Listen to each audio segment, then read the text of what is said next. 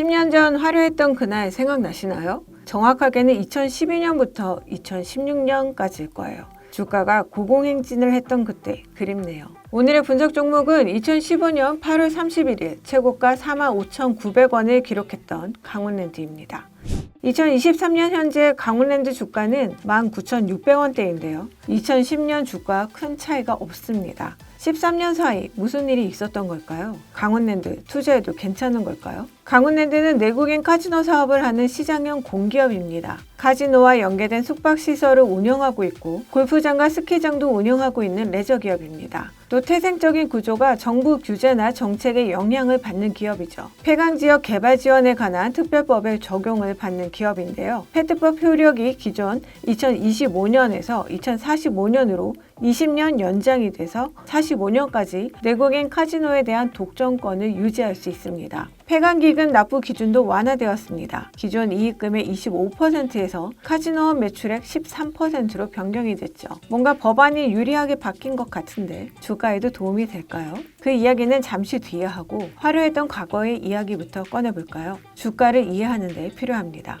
강원랜드는 상장 후 소액주주의 요구를 받아들이며 2003년 거래소 이전과 액면 분할을 시행했습니다. 주당 액면가 5,000원 주식을 액면가 500원으로 10주로 분할하며 유통 물량을 늘렸죠. 당시 국내 증권사들은 액분이 주가에 미치는 영향이 중립적이라고 했지만 2003년 11월 액분 첫날 8%가 넘는 상승세를 보이며 순조로운 출발을 했습니다. 이후 주가는 2015년 8월 31일 최고가 45,900원을 기록해 163%의 증가율을 보였죠. 이후 2017년까지의 주가 흐름은 양호했습니다. 문제는 그 이후죠. 현재 주가는 19,600원대입니다. 특히 지난해 4분기 실적이 시장 예상치보다 낮게 나오자 심한 매물이 쏟아졌는데요. 그래서 외국인 투자자들의 매도세가 강했죠. 강원랜드의 주가 추이를 보면 2008년 금융위기로 주가가 폭락한 적이 있는데요. 당시 주가가 14,000원대였습니다. 현 주가는 금융위기를 극복한 이후인 2010년 수준입니다. 시장의 기대치가 높아서 매도세가 강했던 것이지 사실 강원랜드는 코로나19 팬데믹의 여파를 회복하고 차츰 실적은 개선되고 있습니다. 지난해 매출액은 1조 2,707억 원으로 전년 대비 61.2%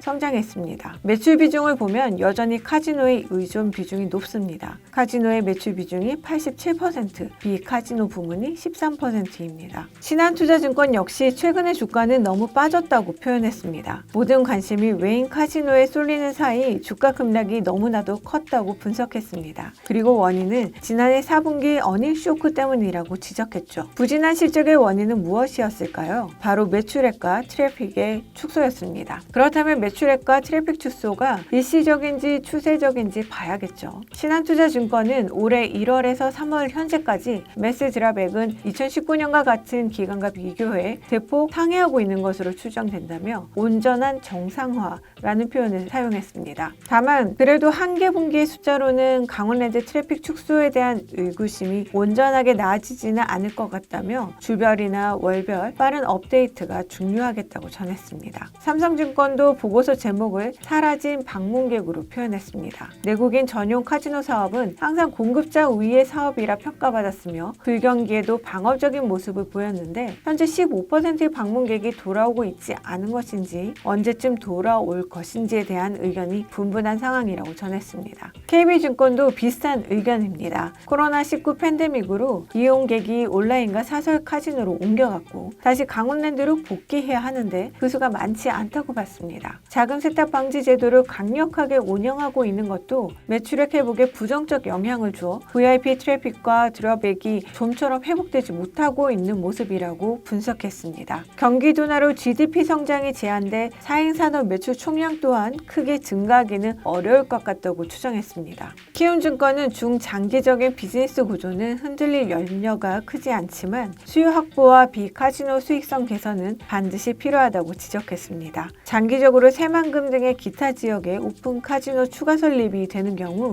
강원랜드는 독점 사업자로서의 수혜가 희석되게 되는데요. 그 전에 새로운 모멘텀을 만들어야 하는 상황입니다. 그래서 강원랜드도 리조트 입구에 위치한 탄강을 공원으로 리노베이션하는 등의 카지노 외에 복합 리조트 시설에서 매출을 확대하고 카지노 시설이나 서비스 개선을 통해 트래픽 회복에 주력한다는 전략을 가지고 있습니다. 부디 잘 되었으면 합니다. 마지막으로 긍정적인 보고서 확인하고 끝내겠습니다. NH투자증권은 회복이 더뎌졌을 뿐 끝난 게 아니다라고 표현했는데요. 주가가 기대한 만큼 반응하지 못하고 있지만 펀더멘탈은 개선되고 있다고 보고 있습니다. 지금은 내국인의 레저 수요가 해외여행으로 쏠리는데 내국인 카지노에 대한 수요도 결국 돌아올 것이라고 봤습니다. 또 2020년 카지노업을 재허가하면서 일반 테이블 20대의 영업시간 2시간대를 회복하면서 영업 캐파가 확대됐고 영업장 규모 증설이 예정돼 있어서 향후 매출 총량제 완화 시에 테이블 가동률의 확대 여력이 있다고 분석했습니다.